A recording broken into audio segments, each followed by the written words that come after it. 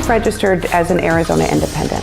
Arizona Senator Kyrsten Sinema is just one of a growing number of people in this country leaving their political party to become independent. Today, we'll tell you why the rise of independent voters could mean the demise of corporate media, whose financial existence depends on ratings and clicks.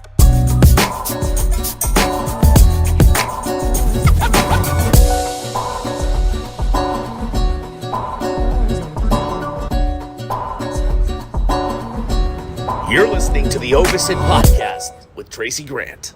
Welcome to the OVIS podcast. I'm Chief Correspondent Tracy Grant. Our mission at OVIS is to end fake news by incentivizing the truth. Today's topic, how the rise of independent voters could mean the demise of corporate media. Our special guest today is Christopher Life. He's the executive producer of the Independent National Convention. The convention will take place April 3rd through the 5th in Austin, Texas. OVIS will be covering that convention, and if you're interested in attending, you can get $100 off the entry fee. Click on the link in the description to get your discount.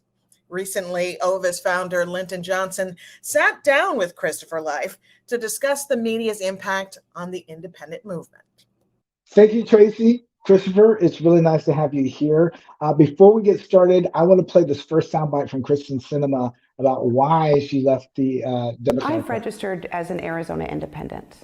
I know some people might be a little bit surprised by this, but actually I think it makes a lot of sense. You know, a growing number of Arizonans and people like me just don't feel like we fit neatly into one party's box or the other.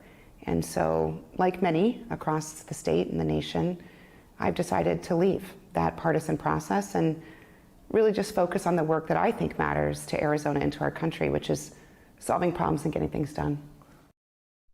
So what do you think about that? What do you think about her announcement? I think it's right on track, right on time. I have a lot of respect for that decision.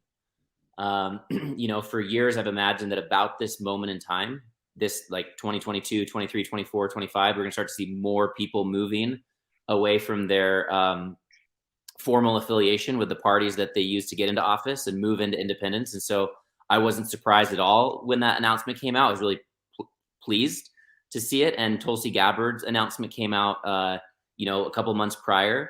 And so we're starting to see some prominent previous congressional members and current congressional members making a really bold choice to declare their independence. And it makes a ton of sense why it's happening. I think the writing's on the wall that the previously hegemonic two-party system is losing its grasp on the American electorate and the American political process.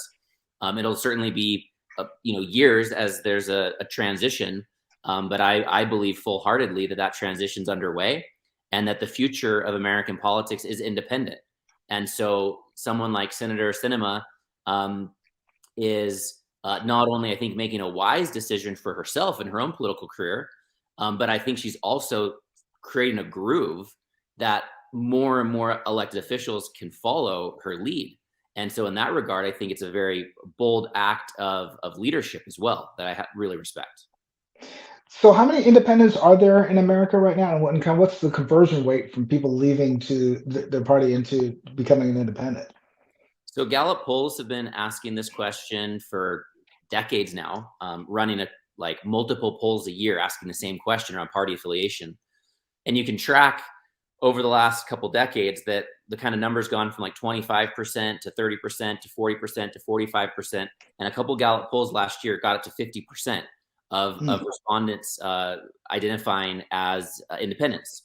And so you run that math in a larger context, that's about 100 million Americans that are either, formally registered as an independent, or they potentially are registered with one of the previous parties, but identify as independent and are probably kind of one voting registration away from changing that formal designation. Now, a lot of people that are independents in this 100 million person electorate that I'm referencing are still oftentimes voting for Republican or Democrat for a lot of different reasons. We could maybe talk more about that. But so there's a gap between how many people are voting as independents versus how many people are identifying as independents. But that gap right there is actually telling and indicative of where this movement gets to go. And as someone who's passionate about driving the development of the independent sector and what I refer to as the United Independent Movement, then one of my passions and purposes is to close that gap, to create a new context nationally as it pertains to who's running for office, as it pertains to how those stories are being told, as it pertains to the quality of independent organizing, so that more and more independents are empowered and inspired to actually vote aligned with their identity. And when you have 100 million Americans that are voting as independents, now we've got a completely new political environment. Well, as a a well-functioning democracy depends on a trusted media, and of course, polls show lately that the media, in fact, the Gallup poll in September showed that only 7% of Americans trust the media, which means 93% of folks don't. They have some level of distrust. That does not help our democracy. What do you think about the corporate media's role in dividing this country, and does it hurt your movement or help your movement? Well, I'm not a formal expert on the topic, but when I look out at the media, it doesn't take, a rocket scientist to just perceive the intense amount of manipulation that's happening on media that's traditionally ascribed to the left and to the right. And so first and foremost, it seems as though as a viewer that the goal is more about public manipulation than it is about delivering relevant material information that empowers people's civic engagement and participation, right? So the Thomas Jefferson quote that says you can't have a functional democracy without educated population, that education is not just that they got a bachelor's degree, so they're like college educated. It's like that they're educated in the real information that empowers them to participate effectively in the democratic process. So the degree to which corporate media's motivation is to get clicks or to generate profit or to potentially support the existing divisive, hyper-polarizing two-party system, and its goal isn't to fundamentally educate and empower the civic space, then to a certain degree it's undermining democracy, either implicitly or explicitly, depending on how you kind of analyze that. Well, if you do analyze that a little bit, and if you don't mind me interrupting, if you take a look at the ratings and clicks business model, what's happening here is they're taking they're dividing us amongst how old we are, what political party we believe in, what race we are, what gender we are, and they've created demographics, and so they now then find out, okay, what demographic is going to give us the most amount of money. And they target that demographic, and then they only do stories around that demographic. So that's why we have the Fox Newses of the world and the MSNBCs. And if you really think about it, you'd be hard pressed to find a commercial on MSNBC about the Ford F-150 truck or a Prius on Fox News, because they know what their demographics are. But from your standpoint as an independent, it sounds like you really want to hear all sides of the story, and the demographics of people don't matter, but it's about the truth and the facts of the situation. Is that where the independent movement is going, is trying to get a holistic approach to major issues? Yeah. So so there's a number of things that I feel like we need right now to be able to have substantial phase change and political transformation in our country. One of those things is to actually articulate a whole new domain of political organizing, a whole new domain of political thought. So everyone's familiar with the left and the right, and most people assume that that's the totality of your political ideological options, and that's why people reference the center, because, well, that's the only thing else you got is the left and the right. The center's like halfway in between. But it's not true that the left and the right comprise the totality of political ideological possibility. And so I've articulated a concept called the political rise, which I kind of place as a superposition above the left-right spectrum, which is its own fully distinct domain of political thought. That domain of political thought has its features and its characteristics, just like the left and the right has its features and characteristics. Some of the features of the political rise are the integration of diverse perspectives, right? So on the left-right divide, there's an ideological war of who's right or who's wrong, what's better or what's worse. In the political rise, you don't even have that thought process. Your thought process is, what are the best inputs from the arguments, and how do you synthesize those best inputs to create a more sophisticated solution that has more public buy-in and greater potential efficacy for improving quality of life for all? So that's the political rise. Now, I'm using that as an example. Another feature and characteristic of the political rise is accuracy itself. And so not only does the independent movement need to have independent sources of information to be able to help it to be reflected in the media, because currently you can have 100 million Americans that turn on Fox and turn on news, 100 million independent Americans that turn on Fox or turn on news or CNN, and they don't even see a reflection of themselves in the news. They just think that they're on their own. They think they're the only independent, and everybody else is this like left-right kind of like, not never-ending polarized fight. So first of all, we need more independent media solutions so that independents can actually turn to a different channel and have themselves and the 100 million other people like them reflected back to them through the media. In addition to that, we have the opportunity to, integrate this notion of the independent movement with this notion of the political rise. And when you do that, then that necessitates a whole new paradigm of media that is committed not only just to represent independence, so that there's like that channel exists, but that channel isn't playing the same game as the channels left and right, but it's playing a game that's actually committed to accuracy, because that's a principle of the political rise. So when you bring the independent movement and this notion of political rise together, you have a fundamental new paradigm and new context of organizing and a new way of identifying to connect with that. And then you can plug together media with funders, with technology, with democracy reform legislation, and start to actually create a whole new center of gravity for a political movement. Well, this is kind of one of the reasons why we wanted to partner with you all, is because you're not about one political party over the other. You're about trying to seek accurate, trustworthy, verifiable information, and that's really all that we're about. So you all and other independents can come to a decision on your own that's not based upon party.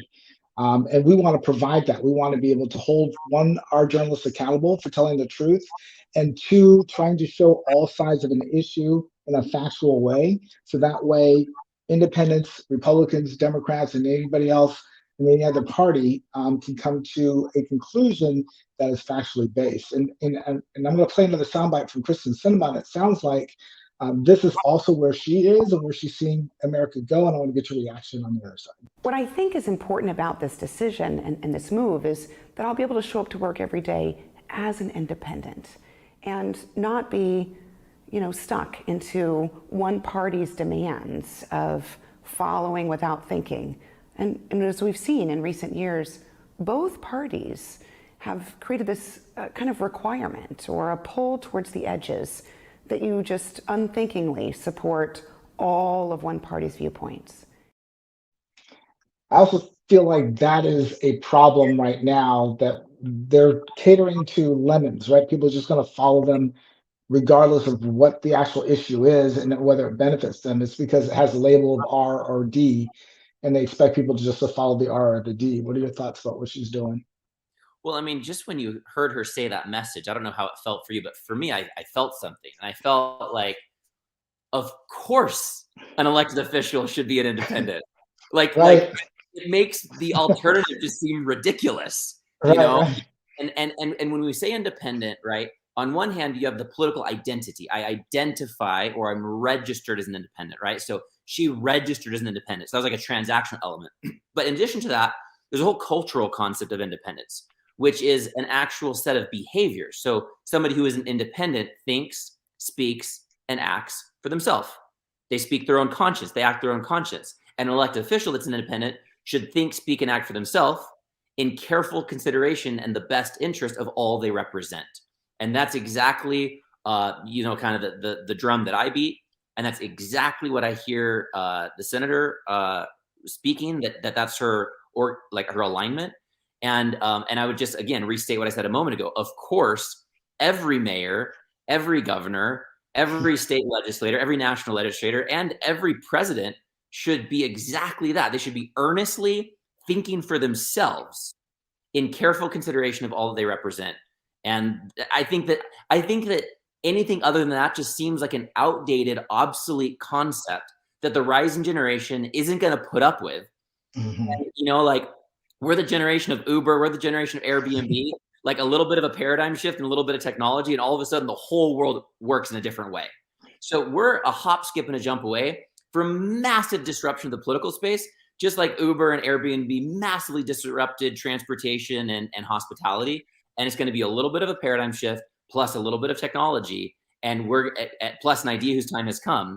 And we're going to experience a whole new world in the decades to come in American politics, centered around independence as an identity and as a cultural principle. Well, Senator Sinema is right. As Arizona goes, there goes the nation, maybe. I'll play one last soundbite, and she'll kind of explain what I mean by that. Here we go. I've always been someone who is focused on getting results, getting things done, and I've never fit neatly into any party box. I've never really tried. I don't want to. And I think that's reflective of how most Arizonans live. You know, Arizonans who aren't affiliated with either party are often the largest group of voters in Arizona.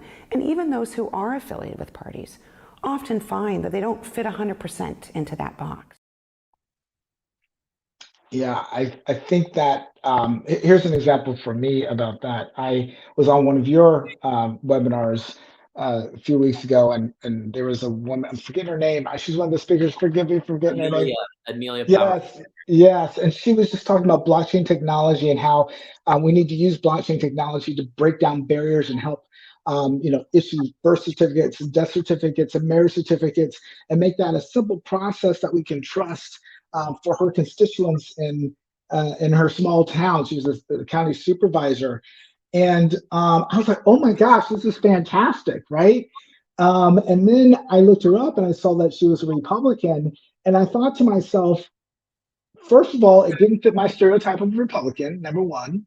Number two, if I were to say this to I'm an independent, by the way, but to my Democratic parents that I supported a Republican, then they would look at me badly. Like, why would I? But it's about this idea. It's a great idea. Why does it matter that there's an R or a D on it?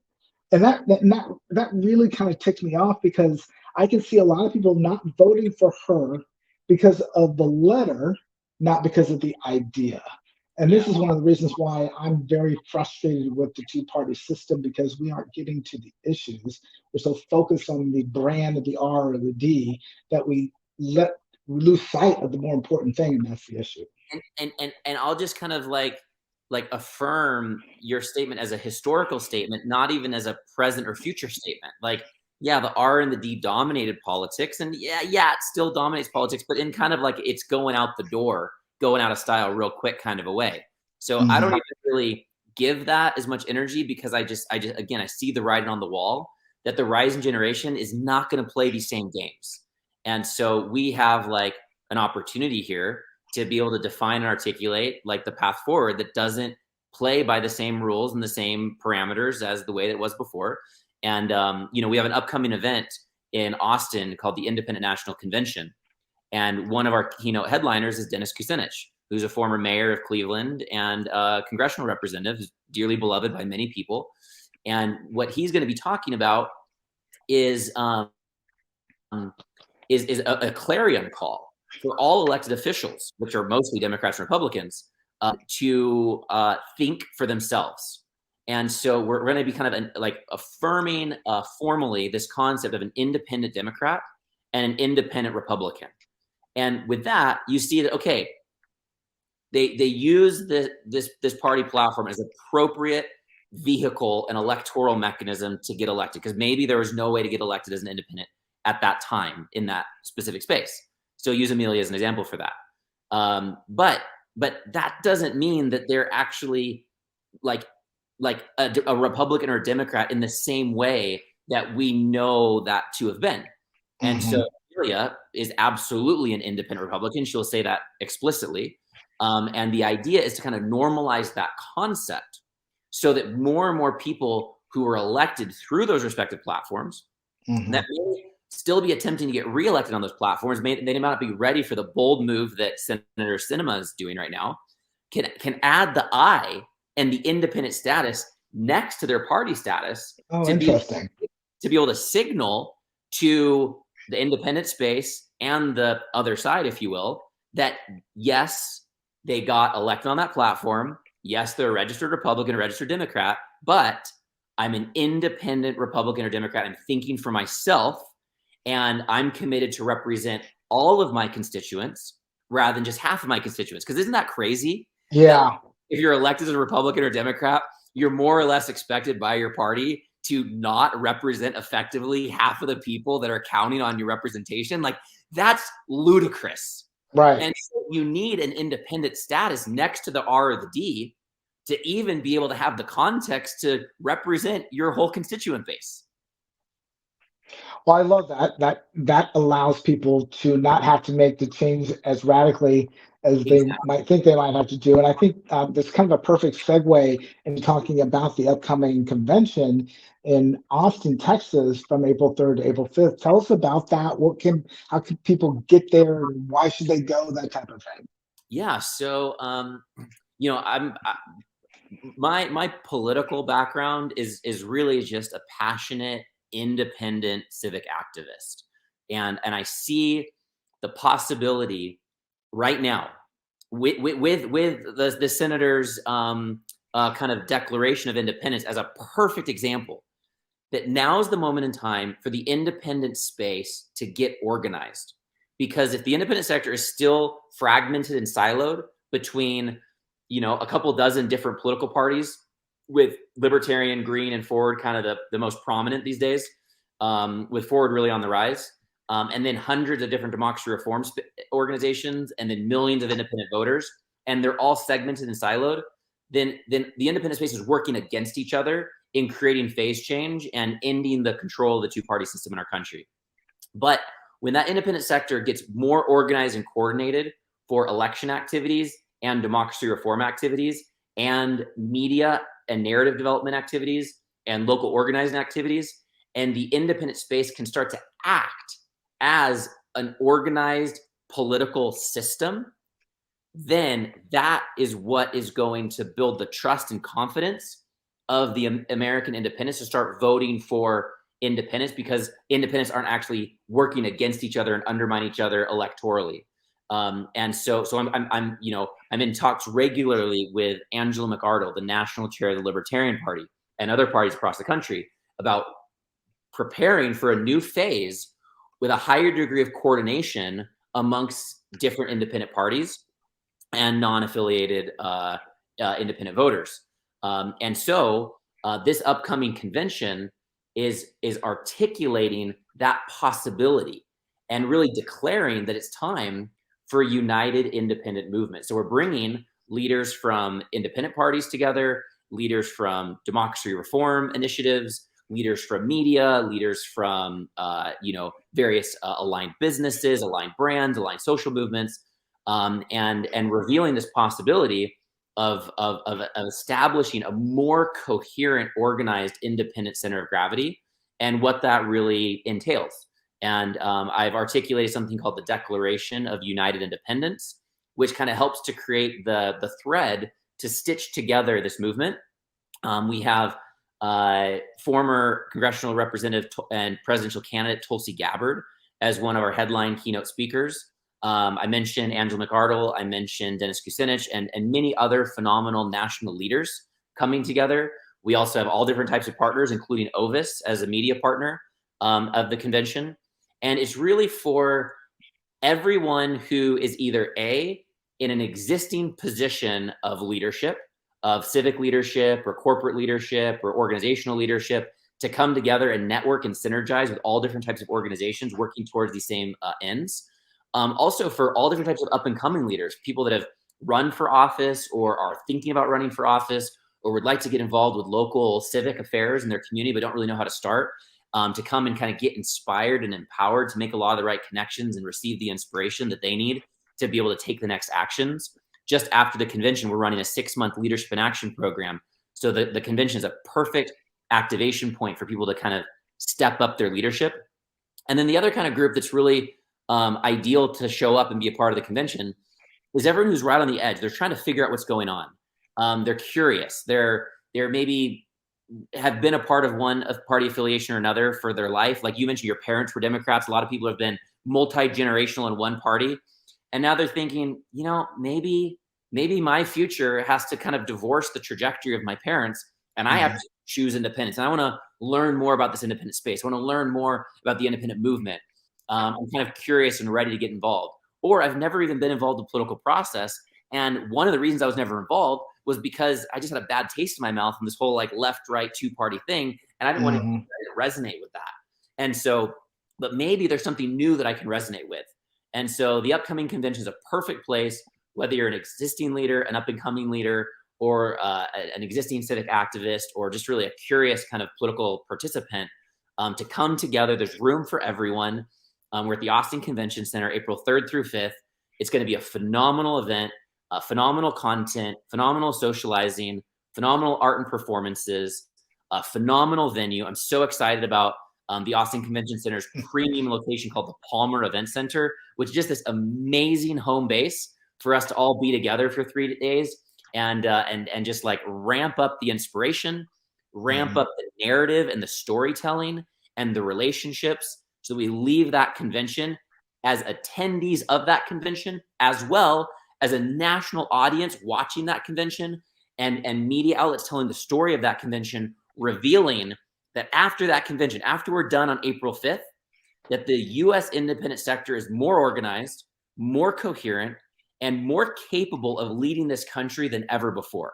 And so this is a historic moment in time, history in the making, and it's really right for everybody who's like wondering what's happening next here, wondering how we break this two-party system, and wondering what's their role of leadership and what's their role of participation in it. If any of those things line up for anyone watching this, then it probably means that you're a perfect candidate to be able to come to the INC with myself, with Linton, and with hundreds of other aligned leaders. Well, I predict that if the independent movement becomes the predominant movement and kind of pushes out the two parties, the corporate media is going to have a pretty hard time staying alive, because I think we're going to find more that unite us than divide us, which is, of course, their business model. Let me ask you, as we get ready to go here, how do we get tickets? And tell us more about that. However this is hosted, I'm sure that you'll include a link. I will. That. Yep. So just kind of look for the link in the description or wherever that is. Yep. And we're offering a specific coupon code for the OVIS community. And so we've given $100 off coupon. The first 10 folks who use the coupon are going to get $100 off the convention. And that coupon code, I'm sure, will be written right by the link in the description of wherever this is being hosted. And that's just $100 off OVIS. And we anticipate this event selling out. And so if you want to be a part of it, go and get your ticket right off the bat. And if you're in the Austin area, awesome. If you're not in the Austin area, then plan your travel and your accommodations. It's going to be held at the Palmer Event Center, which is very centralized. It's just on the other side of the river from downtown Austin. So all different types of accommodations in that area would be appropriate. And it'll be a phenomenal action-packed event running Monday, Tuesday, and Wednesday, April 3rd through 5th. All right, Christopher, I want to say thank you for being our guest today. Christopher is the executive producer of the Independent National Convention, and I'm going to toss this back to you, Tracy. Thanks, Linton. Again, if you're interested in attending the Independent National Convention in Austin, you can get $100 off the entry fee. Simply click on the link in the description for your discount. The convention takes place April 3rd through the 5th. And be sure to visit ovisnews.com, where you'll find the links to follow us on social. Thanks for watching the OVIS podcast. We'll see you next time.